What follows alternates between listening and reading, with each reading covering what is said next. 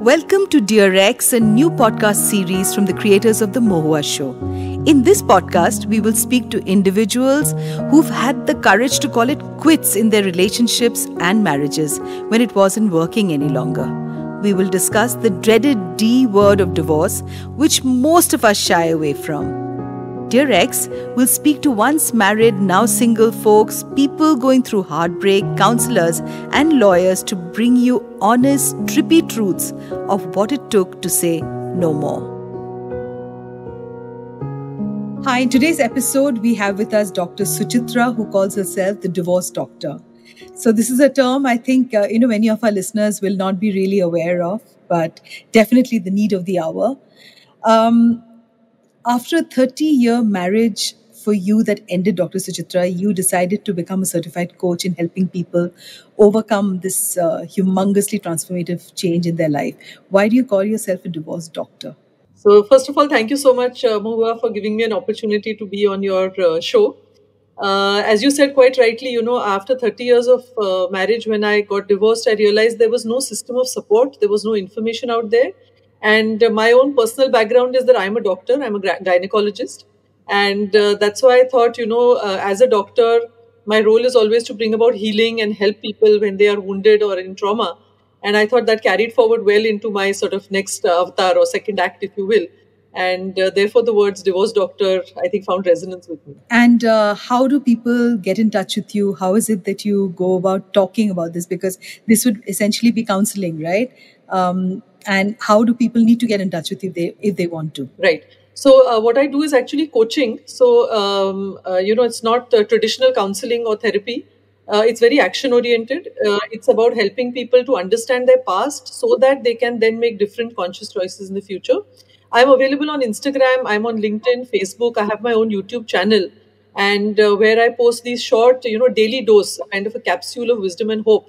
So people can definitely, check it out there and listen to what I have to say. So you have spoken a lot about the uncoupling process, right, as a divorce doctor. And I think, it would be wonderful for people to understand what do you mean by this whole uncoupling thing? Because many people now, I've just done so many episodes. There are people with over decades of marriages who, decide to just call it quits when they say it's not working anymore. And uncoupling is a extremely difficult number because when you decide to get together, you really don't think of, each person as a separate entity, and how does this entire process, what are the things that you suggest, for people for this uncoupling process? Definitely. So the conscious uncoupling program has a very specific framework. It is a 2-month module, which I help people, through the coaching. And what you said was absolutely right. Divorce is actually something which is seen as one of the top 5 traumas that an adult can ever, go through in their life. Because in many ways, it is like a death. It is the death of a relationship, but it is also the death of a future that you had planned with that person, And very often we don't consider the seriousness of the divorce the way we would if some loved one passes away, where we give people time and space to grieve and heal. Whereas with a divorce, people are like, oh, just get on with it, like move on as quickly as you can, which is really not how human beings were evolved. Through millions of years of evolution, we are meant to have relationships. We are meant to have our tribes and our people. They are what we like to call our relational home. So in a way, you become homeless as a result of this divorce. The safety that just being in a relationship, even if the relationship wasn't happy in our social context. So I think it is a very difficult task, and you need to be ready to undertake that kind of a self-development and self-work. So, if you're familiar with the kind of the hero's journey pathway, you have to enter the dark cave because that is where the treasure is. And the role of the coach is to support you in that journey and also shine a light so that you can see your way and, find, so that, the divorce coach will really mark the X on the map that, look, I think this is where your treasure is. And I'm shining a light on it, but you're going to have to walk through it to find it for yourself. So it's not an easy journey, but I think it's a very important one. And another thing we say often in our work is, the longest journey anyone would ever go through is from your mind to your heart. And a lot of the work that I do in coaching is actually help you find that. Because we tend to, give a lot of primacy to our logical thinking. And you have to be very intellectual and very logical and, not be emotional. But when you're doing this kind of work, it's actually flipped the other way around. my goodness, it sounds like a very daunting task, because I'm sure people must be going through the toughest phase, exactly as you said, is the death of a relationship. Tell me a little bit about this whole feeling of worthiness, because I think many people, in fact, I just now finished a podcast, with a gentleman who came up onto the show, and he spoke with his heart out about how he felt, extremely alone, and I think women still have a whole lot of friends in who they kind of confide and share. Men find it difficult to talk about a marriage falling apart, and that entire sense of self-worth that completely diminishes, with a relationship falling apart, and that's a huge part of your work. How is it that you find self-worth? How is it that you can fall in love all over again? Which becomes like the biggest scare for many, many individuals who've gone through a divorce. So share with us a little bit about, maybe an example of how you go ahead with this. Certainly. I think you've asked a very important question, because this is one of the biggest fears that the women I work with, is the fear of loneliness. But if you actually unpack that a little bit, so many people are lonely inside marriages. So I think being alone and being lonely are two very different things. And sometimes one has to be careful not to conflate every aloneness with loneliness, because loneliness is really a state of not having anybody emotionally available, not having a safe space where you can be vulnerable.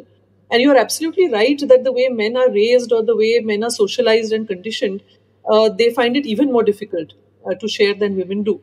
So I think, having said that, one aspect of it, what you spoke of self-worth is something, it comes up as what we call a childhood trauma, an inner child wound. Because for many of us, while growing up, if there has been any wound in attachment to the primary caregivers or people close to you, we make that up into a story to mean that, oh, my mother scolded me, that means I'm not a good person. Or, somebody punished me, that means I'm not worthy of being loved. And unfortunately, because we honestly don't really have the emotional literacy, we are taught so many subjects in school. I often feel that, emotional health should be a mandatory subject. So we don't know how to process this. So we carry on into our adult lives with that same story inside of us. And we behave as though we ourselves don't think we are worth anything. And that is how we then show up for other people. And then when other people treat us the same way, we kind of reinforce that story. Oh, look, I'm not worthy of being loved. Even this person left me. Or even that person behaved badly with me. So recognizing your self-worth, and very importantly, as you said, falling in love again. The core of the work I do is, how do you fall in love with yourself first? So self-love is a very, very critical step. Because as within, so without. Unless you really love and accept and forgive yourself, it's very difficult to build healthy relationships on the outside. So, Dr. Suchitra, the question that comes to my mind is this: that in your journey and in your work as a divorce doctor, have you found people who have come up and reached out to you for help? Most of them are probably trying to address their childhood trauma that shows up in marriages. Do you think that could be a very massive source of relationships falling apart? To tell you honestly, I think everybody has. It depends to various degrees, but there is always some story we made up for ourselves as a child, which we are carrying forward. Some people are fortunate to have had healthy attachments in childhood, so maybe it's not so deep. Maybe the triggers are not so bad. But invariably, I think everyone who's had a childhood has had some trauma of some degree, which influences how we relate to people, how we connect with people, how resilient we are when things fall apart. Because it's based on what you learned as a child. If as a child you lived in a family that was emotionally dysfunctional and there was constantly a lot of drama and you never knew what was happening, then you tend to kind of see that pattern as something which you're comfortable with. So you will replicate that drama and that chaos, in your life going forward.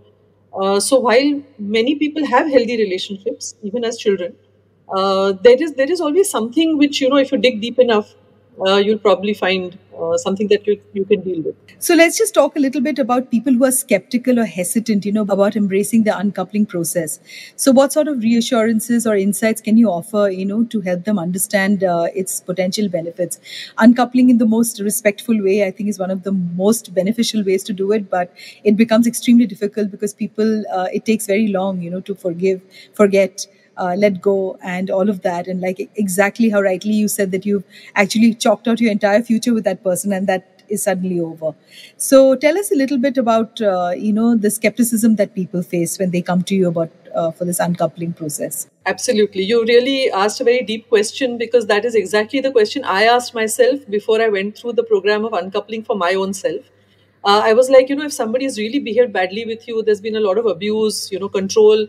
Why should I forgive them? I mean, I want to, have them be punished, and I want to keep remembering the bad things they did.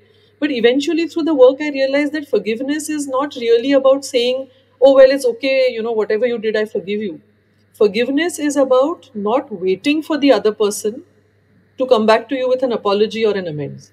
So, forgiveness is really more about freeing yourself from that past injury, so that you don't get stuck in it. Because, as long as you're stuck in the past and saying, I'm going to hold on to the bad things that this person's done for me, you can't really free yourself to move to the future.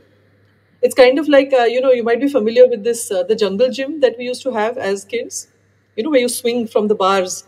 Unless you let go of one, you can't swing to the other. So it's kind of like that, you keep holding on to that resentment and saying, I'm not going to forgive you, I'm not going to forgive you. But then you yourself can't move forward.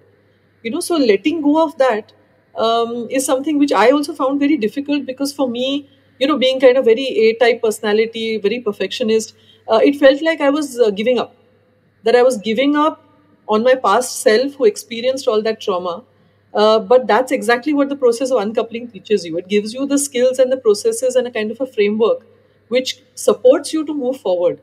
Because, the future is where you want to be, and where you want to direct your energy. So, there's a lot of self-empowerment and personal growth that becomes a very central part, of the complexities of heartache and separation, right? People want to be empowered. Once they leave a relationship, they want to find their own personal growth, because they might have felt stagnated in the relationship that wasn't giving them the room to grow. So how does, your work help them figure this out? So, conscious uncoupling, as I said, it's a 2-month module. It takes place over many days. And there are, it's a stepwise process. So, getting to know yourself, and then getting to even know what you want. Because a lot of people often don't know what is it exactly that they want. So, you may have heard nowadays it's become very popular to have, visualization, manifestation work. All that can work only if you know exactly what you want. So, an example I give is, for example, if you go on Amazon, and you're just like, okay, I want to buy something. There may be infinite things in Amazon, but unless you know exactly what you want, like suppose you say, okay, I want a red shirt with half sleeves and no collar, or whatever, then only you can find it. So similarly, even when you're putting your manifestations or affirmations out into the universe, it's very important to know exactly what you want. So I think that really is part of the deeper process we engage in. So also, I think the question that also comes up to me is that, in a conventional societal attitude, towards breakup and divorce, where there's generally, oh my God, she's divorced or he's divorced. And I think for men, they don't face so much of the stigma as women do. They're called divorcees or divorcees, or I don't know which is the right word for it. I mean, there's almost a label given to her. So how do you approach, this sort of a mindset when, clients have come to you? So you're absolutely right. I think given the kind of socio-cultural, very patriarchal kind of a society that we still live in, women get labeled and stigmatized and shamed, whereas men find it much more easy to just move on and, be in another relationship, marry someone else and get on with their lives. I think a lot of it has to do, of course, with thousands and thousands of years of conditioning, where women have been told that, marriage is the best day of their life and motherhood is like the highest calling, and, your fulfillment lies in sacrificing everything for your family. So, of course, it's not easy to get rid of all that conditioning. But I think, as I said, the core of it, if you find the self-love, and if you are then able to consider yourself as worthy, then it's much easier to see yourself as an independent human being who deserves to have their dreams fulfilled, and not just in labels or in relationships to other people, whether it's your parents or, an intimate partner or something like that. So to become your own self, I think that really is what this program teaches you, which is why if you notice the word uncoupling is a very gentle word compared to, the way a separation or a divorce is considered even in local languages. Now, I'm a Maharashtrian, so in Marathi, the word we have is called Ghatasphot. So it's like, it's like your togetherness or your bond has exploded. So it's that kind of a conditioning or language that we've been using all these years. So uncoupling is very gentle. It's like, we were a couple and now we've kind of, going our separate ways. And the word divorce itself, the root comes from divorce, like just two separate ways. People are just separating, which I think is very, in this day and age where there is greater understanding of self-awareness, fulfillment of one's own potential, if your dreams are constantly being sacrificed for the other person, and there's no reciprocation, I think any relationship to be really healthy must have a reciprocal and equal balance. And I loved the way you're familiar probably with Michelle Obama, what she said. She said for all these years we were, his career was taking the front row and I was in the back seat. And she said, now we're going to have what we call a seesaw marriage. Now that he's done with the presidency, it's my time to shine and he's going to be there to support, which is, I think, an amazingly healthy balance. But very often we don't find that. Women don't know how to negotiate it. In India, where 95% marriages are still arranged marriages, it's difficult really to have these negotiations when all families are involved and the reason why you got married is probably nothing to do with, an emotional availability to each other. Do you ever find that a lot of people don't kind of understand the kind of work that you do? Yes, a lot. In fact, the framing of conscious uncoupling is something so new and unique that people find it very difficult. They ask me, are you talking about unconscious coupling? I'm like, no, that was what started the problem in the first place, when you had the unconscious coupling. And now the work that I'm going to do is help you consciously uncouple. So I think in some ways it's very pioneering, it's very path-breaking kind of work. But I think there is a universe of women in our country and across Asia, I find, who are ready for having this conversation, who want to have this self-actualization, who are willing to invest in their self-development because they can see the value add of it. And it's very empowering. Once you go through the program, you realize how, your own journey is something which only you can be in charge of. So kind of, I call it being the CEO of your own life. Because if you're not going to take the decisions for yourself, then you're essentially just, being moved around by other people's decisions, which is not really the way we want to live our lives. So, Dr. Suchitra, it'd be wonderful for me to know actually that among all your clients that come in, is it majority women and less men? Or do you also have equal number of men who reach out to you for conscious uncoupling? No, it's mostly women. There have been a few men, but it's mostly women. And I must say, very interestingly enough, the very first client I had, she was from the US and she wanted to uncouple from her mother. So, just want to put it out there that conscious uncoupling actually works with any toxic relationship because it's internal work that you do in order to find emotional freedom and to find healing from the wound of that relationship. So it's very powerful. And as you said quite rightly in the beginning, I think men do not have that level of emotional literacy as of now because of their conditioning and socialization. So they are a little more hesitant or probably even afraid to, invest in this kind of work. I remember someone I spoke to, just had an initial call and they were like, I really want to, but I'm scared of what I'll find if I go inside. And of course, that's the role of the coach, to guide and meet people where they are. But you're absolutely right that it does worry some people. But I assure you, it is absolutely worth the investment and the effort. Absolutely awesome, Dr. Suchitra. I am completely in awe with the kind of work that you do. And I think it's the need of the hour because there are, loneliness, I know, is going to become a pandemic as the years go ahead. And I think a lot of people would need, conscious living, with themselves and with the people around them. And so I congratulate you on the work that you do. And for our listeners, if they are to get in touch with you, how do they get in touch with you? So I'm available on YouTube. It's called Divorce Doctor 01. I'm on Instagram at divorce.doctor. I'm on Facebook and LinkedIn. You can search me by my name. And you go to my website. It is called www.the-divorce-doctor.com. Where there is a link on which you can also book a free 20-minute call with me before you decide if you want to work with me and carry on with the module. Thank you so much for being on today's episode. And we wish you luck with this amazing work that you're doing. And it's been an absolute honor to have you on my show. Thank you so much. I'm really grateful to you for giving me this opportunity. I think the more people I can reach out to and the more people I can help is really the meaning I'm going to make of, the journey that I went through during my divorce. So thank you very much. Thank you so much. Thanks.